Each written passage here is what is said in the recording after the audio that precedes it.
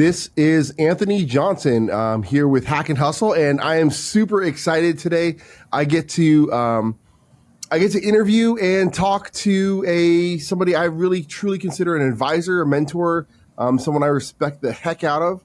I've got Chelsea Strong here, and you've had a tremendous career doing sales, marketing, leadership in startup world.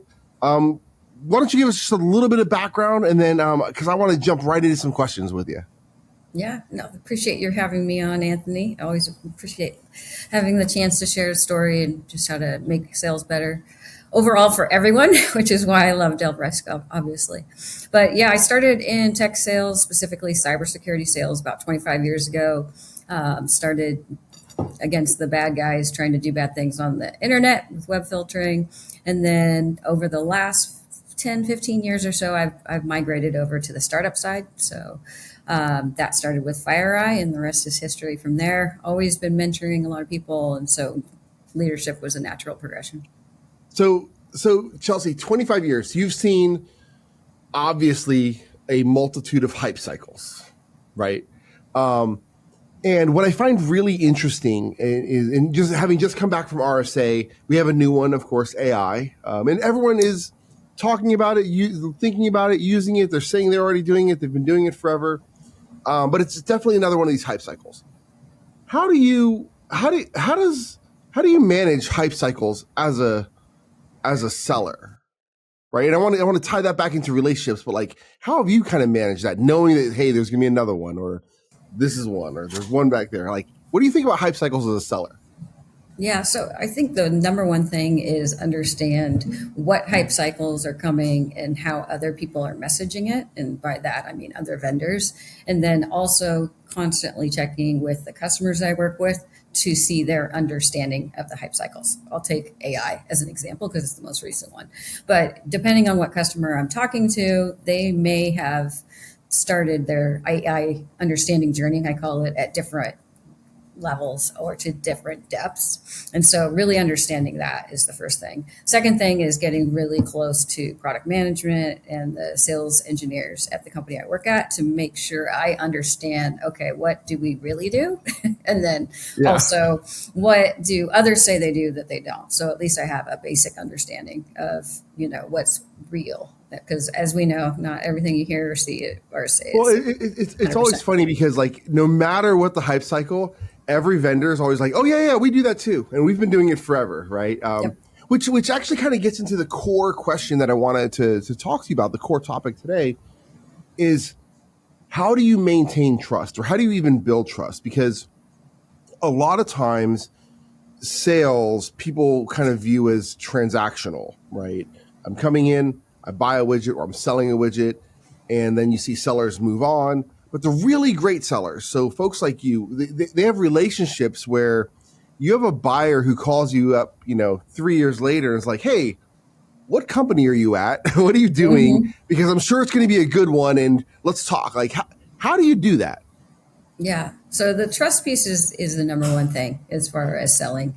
A lot of people, my mom included, they're like, "Oh, salespeople, they're really scary. They're kind of shady." No, if you're not, that actually makes it easier for you as a seller. The primary thing I would say as far as building trust is just appreciating and realizing the person on the other side of the table is human too. They have stuff that they have to deal with, whether it's work or life or that kind of thing, and just having a basic understanding of that. The second thing for building trust is over the years, there's a lot of companies I've worked for, and the customers have taught me that, it's great to be in contact when everything's going great, but how do you respond when things are not going great for a product, which everything can and will fail at some point. And so really being there as the internal advocate for the customer is huge. A lot of salespeople will come in, they'll sell whatever the widget is, as you mentioned, and then they're like, "See ya," till renewal time. I would say our industry as a whole does compensate people to behave that way. That's one thing that ultimately needs to get fixed, right? Is we always want to get that new customer. I've against that trend over my course of my career, haven't tried not to do that. So have you, like, do you have a process, and maybe it's just always been an internal process of where, hey, I closed the deal, and then a few months later, I'm still checking up just to see how things are going? Or Yep. is it you make sure you're seeing everybody at a conference? Because after a while, there's a lot of people to see and a Yeah. lot of follow-ups to do. So how do you kind of manage Yeah. that? So the biggest thing is depending on the company and the stage. So this is different depending on where you're at. For startups, which I've done in the last 10, 15 years, there's usually going to be a number of customers who have purchased from me, and I will be on a lot of those tech calls. I was on a customer call right before here. Do I understand everything? No, but I want to understand and recheck. Okay, is this the value that you're trying to get out of the solution? Yes. Okay, let's make sure I'm working with the backend to make sure they're getting that. The other thing is, I have kind of my core team of CISOs and customers that I've worked with, and they help me as much as I help them. If I come to them and say, "Hey, how is this solution working for you?" or "Would you consider the solution?" That's a very bi-directional thing that we're working. So it becomes a trust relationship, as you mentioned.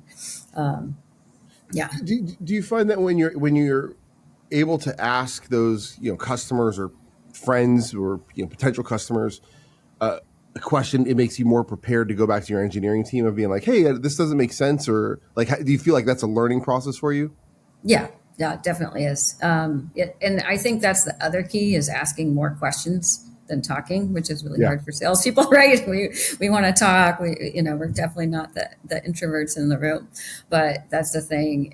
In fact, that I do all the time if I'm on a Zoom, which is most of the time. I'm sad to not meet more people in person now. I will mute myself just to make sure I ask a question and let someone fully answer it. And then I'll wait a few more seconds just to make sure I've got everything, repeat everything back. It seems like it's super basic, but there are so many people that don't do that. Early stage startup founders, SEs. Is it just because they're excited? They're like, hey, everyone needs to know this idea. They got to shout it from the rooftops. Is that that's what it feels like? It's a lot of times it's, they're very excited. I made this thing. It's my baby. I want to share my baby with the world. And unfortunately, nobody cares until it gets tied to the value that the customer's trying to get. Because, I get some people saying, oh, customers love you. They'll buy anything from you. They will not. I can assure you they will not. If they don't have a pain or a need, which I'm here to help them figure out, they'll tell me straight up, hey, is this something you're interested in? And they'll tell me no, or hey, this is how other customers are using it. That usually is a better way of approaching that. Okay, so if you were in the world is different. Like I've talked to salespeople who post COVID who are like, hey, I'm not traveling anymore, and I'm like, okay, I think it's important. For me, being in person still builds a level of trust, right? I think that's important. But if you were a new seller today, right, entering this market and you're competing with all these people who have relationships and they've been there and they know John and they know Sarah, how would you break in to build trust when you're brand new in? Is it like what would be that guidance, right? Because I mean, some of these security leaders are kind of crusty. Crunchy. Some of them are crunchy. Crunchy, yeah, that's a good one. Yeah, I think the biggest thing is it's all who you know, not what you know. That's all at the end of the day. I would say getting a mentor of some sort, having a manager who's very much more here, I'm going to help you along on your journey and introduce you to some people. That's what I typically do as a leader. I don't want to, work with customers directly just by myself. I want to bring in my team so they can build that relationship as well. They can call me if they need to escalate, but that's the bigger thing. The other thing is, RSA is a bit overwhelming. Black Hat's overwhelming. You're not going to get anyone's time or FaceTime. But if you go to some of those smaller regional conferences, which are typically free, ISSAs, depending on the region. LobbyCon, different some of the ones, those are going to be, and then also reseller partner events. You just need to have something that's a lot more of, I guess you could say casual and not as where, how it is. The CISOs are like, oh God, here they come. They're going to ask me for something, or they're going to ask for me for a meeting. I don't even know if I like you yet. Which leads me to the next point, which is, finding someone who knows that person, which you guys at Delbrisk are really good at, is figuring out how do you connect the dots in a way that is meaningful for both sides. So in the past, I've asked you for help. I think there's two things though that maybe that you didn't mention. I was curious if you'd bring it up because I think these are some of the most profound things that you've done and I see you do.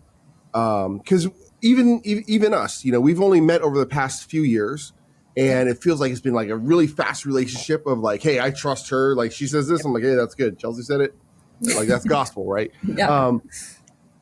But one thing I noticed that you do, and I think that really good sellers do. I had somebody do it today. They called, and it let me know they were thinking of me, but it was authentic, right? It was like, but what he was trying to do is he was trying to help somebody else, another security leader, right? And he was like, hey, I know this person. They're considering their opportunities, and it was just this aspect of like, oh, she's trying to do something good in the ecosystem with somebody I know. I didn't know they were looking for a job, and they reconnected us there. But then the other thing that I noticed that you do is sometimes you call because you're like, hey, I was thinking of you and this thing popped up, because like, I don't know if it's endorphins or like, it's firing off the chemicals where I'm like, oh, serotonin maybe, right? Where you're like, oh, she's thinking of me, and maybe I should be thinking of her too. Is that just a natural thing? Is that something someone can like learn, behavioral, like?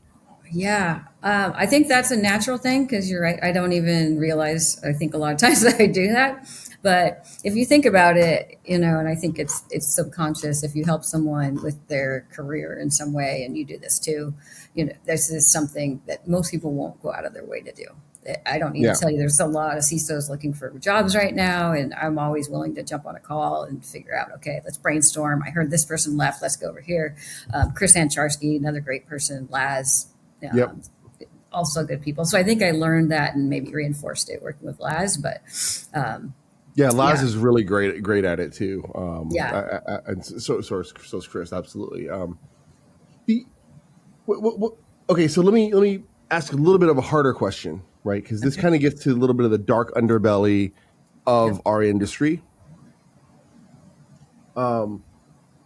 I also agree that I think it's trust, it's understanding, it's understanding the person, it's seeing them as a person, being like, hey, how can I help you? Well, it might be now, it might be later, it might be in whatever capacity.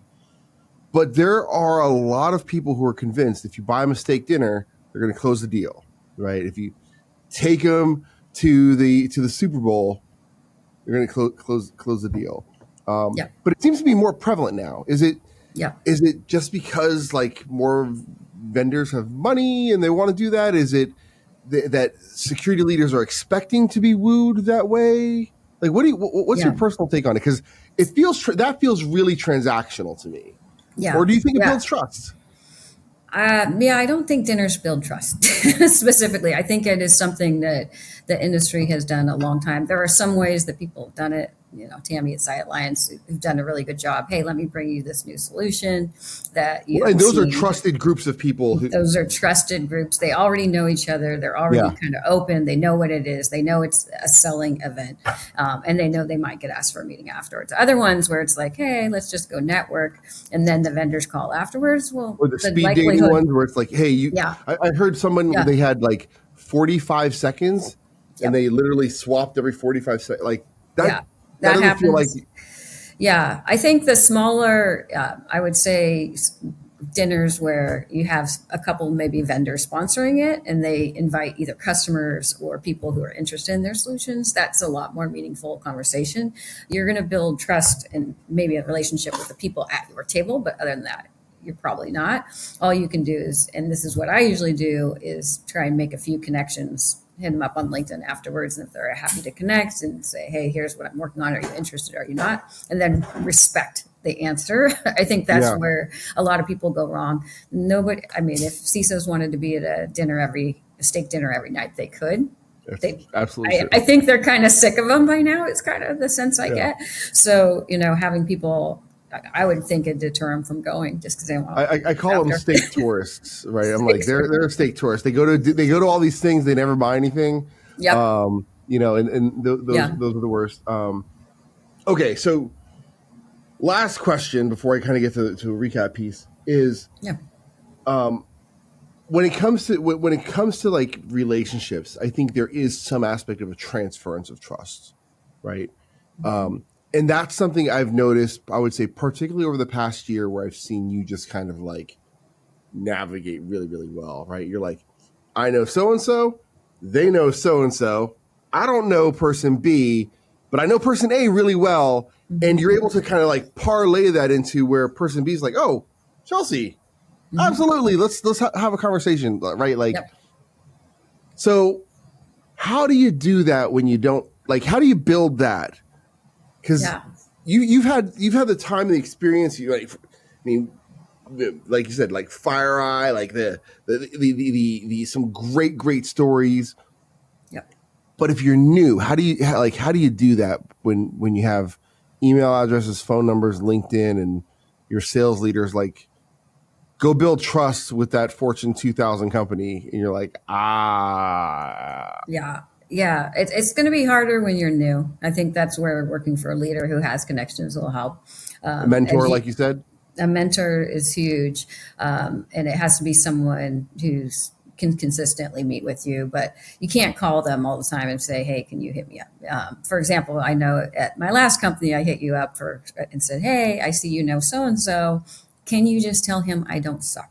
You Yeah, guys, they have a project, with yeah. with our technology. Can you just ask him to take a meeting? I'm not going to be what some of the CISOs I know call yellow jackets, where I'm going to basically inundate you until you take a call. No, I know CISOs know, if I know what you do, I will reach out to you, but I'll do little deposits along the way. But I think that's the biggest thing, is trying to figure out, either through your own company, unless it's a startup, which is a little harder, who knows someone who knows someone. And then Yeah. can you ask them to take a meeting, and then give them some context? This is why I want to meet. This is how long.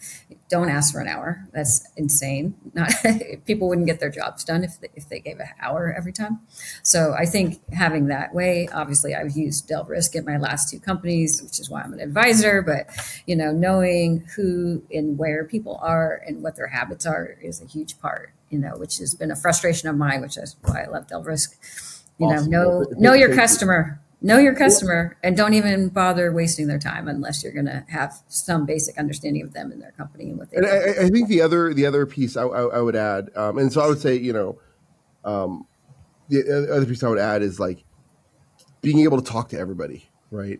Just talk, add value as much as you can, almost like pay it forward everywhere. Because every one of those security leaders, every one of those potential buyers, they have their team that they're trusting and in some level of expertise in a relationship. And, sometimes it comes down to like, actually, yeah, Sarah was talking about you. We never met, and you realize like Sarah's this engineer that is being mentored, and you're like, oh, wow, I got a mainline artery. That's amazing. Right. So being a good human, but being just a sponge of networking. All right. Yep. What would be the takeaway that you would have that somebody listening would you be like, hey, this is the thing to make sure that if they could only take away one thing from this brief chat today. So your network, I would say, and your brand are your intellectual property. So treat it as that. And what I mean by that is obviously foster relationships like you would any kind of relationship in life with family, friends, that kind of thing.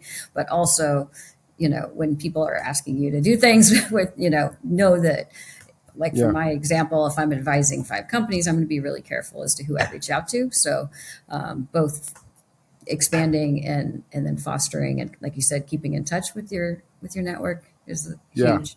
And then protecting your network is also huge, so that you can build that trust. It's huge. You definitely don't want to be the black hole, right?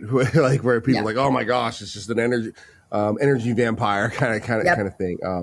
I think for me, the takeaway really is finding that mentor, right? I think that I couldn't imagine going into a sales organization as a new person, mid-level, whatever, and not having somebody to learn from, right? Yep. Because and I think the most important piece of that is having a mentor that actually has the trust of the network and of the ecosystem, right? Yep. Because if you get a shady one, you're gonna end up with some shady habits that's not gonna help you in the long run. So awesome. Chelsea, as you know, we can always talk about all sorts of stuff forever, but I want to thank you so much for being on today with us. I really, really appreciate it, and I look forward to maybe grabbing you again, and we'll chat about some other stuff in the future. Sounds good. Thanks, Anthony. Thank you.